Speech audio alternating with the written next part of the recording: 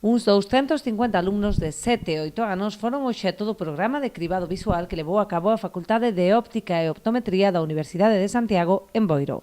Unha quincena de profesionais traballaron nos distintos centros educativos do municipio, avaliando as capacidades visuais dos cativos a través de probas homologadas. Concluíron que un 25% do alumnado presenta algunha deficiencia na visión.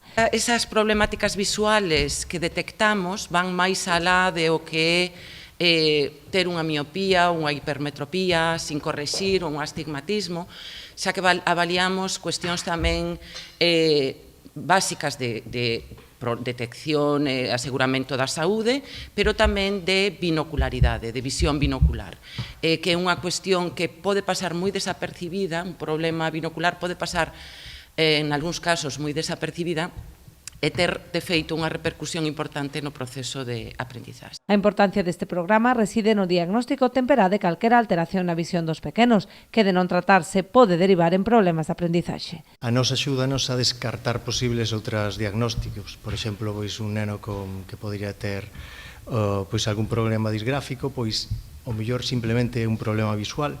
Desta forma descartamos todas esas problemáticas e xa nos poderíamos centrar en abordar e seguir investigando se o problema é máis neurolóxico ou só este parte físico-visual. O cribado realizouse no marco do proxecto Enclave que promove anualmente o Concello de Boiro para mellorar a calidade educativa dende distintos eidos relacionados coa saúde. É un proxecto que destinamos 60.000 euros ao ano, para detectar, esta é unha actividade máis que é o screening visual, pero hai outras actividades dentro do propio programa e é un programa basicamente para axuda para os nosos nenos e nenas e facerlle quizás máis doado os seus estudios. Este proxecto Enclave, como dicía, é un programa innovador que busca tallar as principais problemáticas que se detectan nos centros de ensino e ten como finalidade a reducción significativa dos casos, como pode ser o acoso escolar, unha maior concienciación e sensibilización sobre a importancia da saúde mental e conseguir un alumnado máis empoderado emocionalmente.